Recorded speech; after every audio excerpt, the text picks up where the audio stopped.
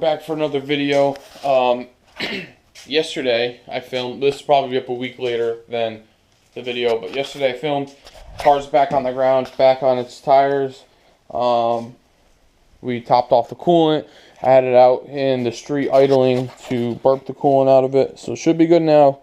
It idles alright. I think I need to retime it, and like street tune it, I guess you could say. But I need to put my insurance back on it, so I'm waiting on that. But while we're doing this, it's raining out today, which reminded me that I need to put my T-Top windows in. So that's going to be today's video. I looked up a tutorial on those, and it's very hard to find a good one. So I'm going to try to do the best I can to change the window and show you guys how to do that. For those of you who don't know, there are three different types of, most people know this if you're a Foxbody fan, there's three different types of cars. We have the hatchbacks with or without sunroof. We have, or notchbacks with or without sunroofs. All the windows are the same for that. Then we have the T-Top cars, which have their own windows, and then we have the convertible cars, which have their own windows. The biggest mistake is people try to put convertible windows in T-Top cars, or T-Top windows in convertible cars, and it doesn't work. The height is different, the width is different, it's minuscule. It's a minuscule difference, but it is different. One of the things is the corners here on T-Tops and convertibles, and the corner down here is a little bit different. So that's the first thing. So back on the T-Top cars, as you guys know, last year the T-Tops was technically 87, and then they made leftovers in 88. So that's why some 88 cars have the sail mirrors down here, like convertibles do. The convertible I have does not, because it's an 87, and then the 88 plus convertible cars went to that mirror style. And that's how you can tell if it's an 88 T-Top, a true 88 T-Top. So because it ended in 88, the cars like this, T-Tops do not have frames around the window. So you just have this, and there's no frame. Now a hatch door, which is the one sitting right there with the gas cannon, they have frames around the window.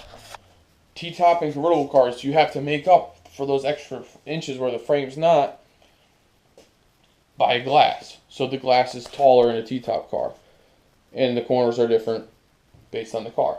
So that being said, it's very hard to find T-Top glass, also because there aren't as many made.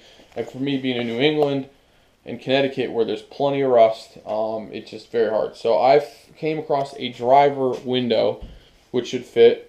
I'm still on the search for a passenger window. And as you can see my passenger window, there is a gap up there where it meets. And until I find that, I can't drive the car in the rain, which sucks.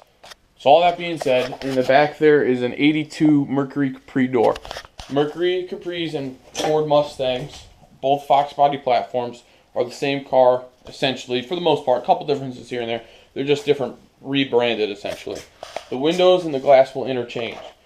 The glass will also interchange from all your T-Tops for all cars. And the doors will also interchange from all your cars, but the trim line's different. The door will fit on the car, no problem, but the trim line's going to be different. And there's a couple other odds and ends that are different as well. You're switching from manual to power and whatnot.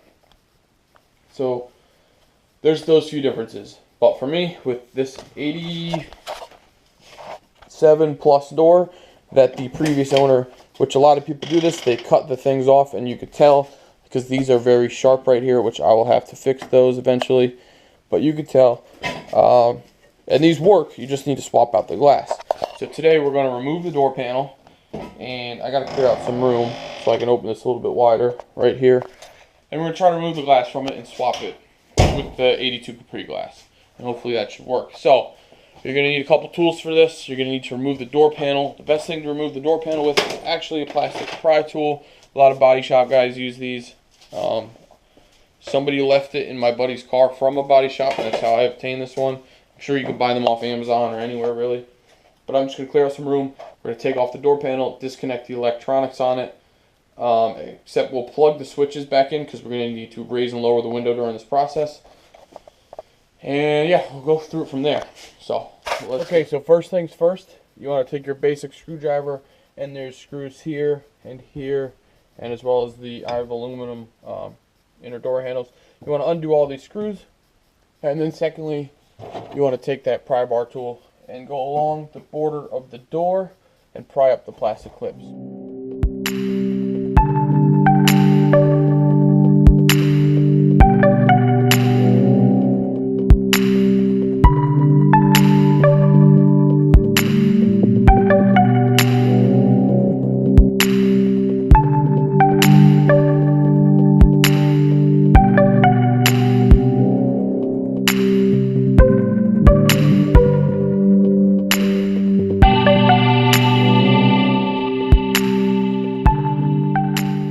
Okay, I have the window removed. I didn't film it, unfortunately, but I'm going to explain a couple things now. So I did not do the LMR way, where you drill out the little rivets in the plastic, because that one already has it, and this one has it as well. So instead of doing that, I just pulled out the whole assembly, and I also snapped the stud on this doing that. So I have to put a new one in, but that's okay, because I have the original one from that door, as well as I have a couple other of these sitting around from other doors. But, so you can see we have the window removed. And you do have to flex this a little bit, which is fine. It will work. If you're doing this, though, please be advised, please take note, do not remove the window motor. If you remove the window motor, these are spring-loaded and will shoot up, because I removed the window motor from that door over there. And let's see if we can go over there real quick. And while doing so, that piece shot up, and it's very spring-loaded, and you can see it's now hitting the mirror right there. Which is a pain in the ass to get back down. So now that we have this one out, I'm going to look for the hardware that from the other door, which should still be in there. And then hopefully, you know, it was only 2 or 3 bolts, and then I just pushed it up and wiggled it out. And you have to put it back on this first, and then squeeze the door open a little bit. Which is easier to do with these doors because they were cut, so the structural integrity is no longer there. But now if I can get that track for that door and put it back in here in the bottom, we should be all set. So I'm going to proceed to do that. Just be careful and cautious when you're doing this. One, you don't want the thing to spring up, which will happen if you remove the regulator, as well as you do not want to break or damage the glass. You can do it the easy way, which is just move the window up to this gap right here, and then you just drill these out. These are pre-drilled, but then you need a big rivet gun to get in there, and the big specified rivets, as well as these white bushings in here. I don't have those. I don't care to go and spend the $15, $20 on it when I could just do it this way, because I have the spare parts at my my house. I don't know what you call it. But anyways, so let me continue getting to this, and we'll try to install the T-Top window. So now I have reassembled this track, which I found in the previous store, and the bolts, which I misplaced, but I found them because they were greasy, and I knew they were the right ones because this thing is covered in grease. So, and I also found the nut for the bottom of this one, so now I can put this in. So that being said, I've mocked up the same thing. Now this is an older door, so it bolts in with those 4 pieces, and this is the newer one where it's riveted and has 1 bolt. I don't know why you'd bolt it once, but so now that that's out, we're going to try to put in this whole track instead. It also has these little bumper things. Hopefully these aren't an issue. I'm not really sure what those are for. This was from a manual window car, and it's going into a power window. So as you can see, it's bolted up here in the 4 bolt spots, and now I need to get that square right here that was on that track into this track. So that's the next move in installing this window. And yes, like I said, you'll have to stretch this a little bit to get it in there.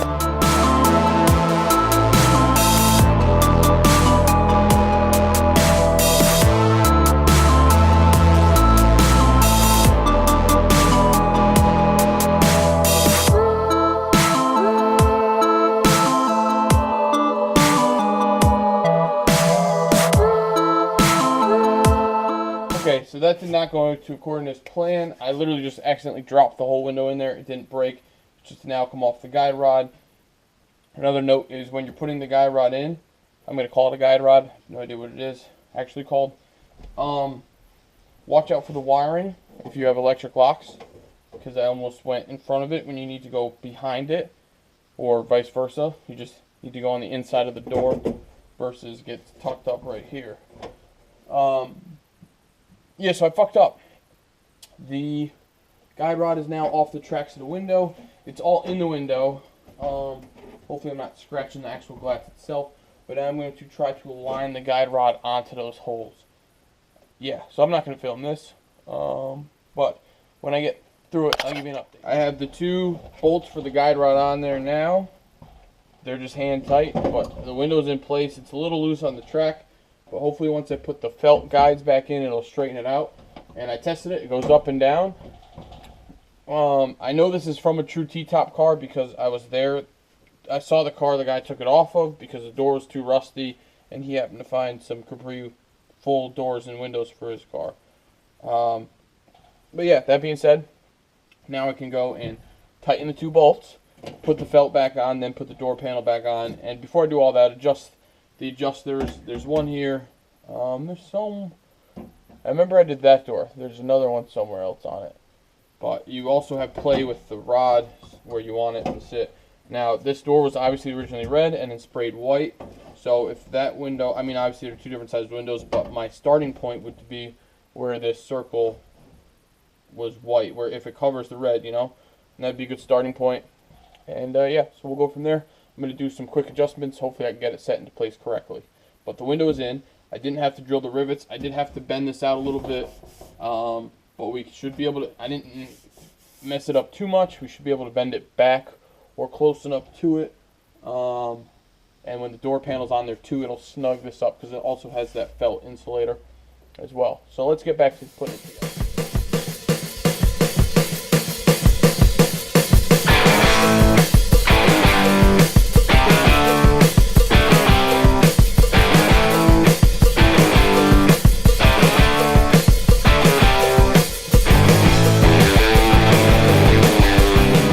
Unfortunately, my camera died in the middle of this video as I was installing the window back in, but I just want to show you guys that it does work and it's in the car. It's the day after since I had to wait for the camera to charge and I ran out of time. But as you can see, the T-top window is in. It now comes up. I have to fix the gasket. The glue came undone. I also think I'm going to drill little holes and rivet this into here. It came with like little Christmas tree plastic things when I got the kit. They don't really work too well. But anyways, that's besides the point. The window's in. It comes up to where it needs to come up now. I just need to go back in there and adjust it. But I put the door panel back on to make sure everything fits. And the window does go up and down, which keys are over here. Bear with me, guys. Put the keys in. Car's on. Window goes down. Yeah, I have to adjust it so it's getting hung up in a couple places. And then you can see this front comes up a little bit more. But I mean, it's in there and it works for the most part for now. I just need to go back and adjust it. And so now I'm on the hunt for the passenger side window. So yes, the window's moved, and there's, you can see the window that came out of it. But anyways, yes, these windows work. This from an 82 car in an 87 car. It's just, I need to go back and spend the time adjusting it. But that's going to be it for this short little video. I think it's short. I don't know. I got to go and edit it. But I'm now going to film the next video since I'm out here. Or start the start of the next video. But anyways, guys, as always, like, comment, subscribe, and thank you for watching.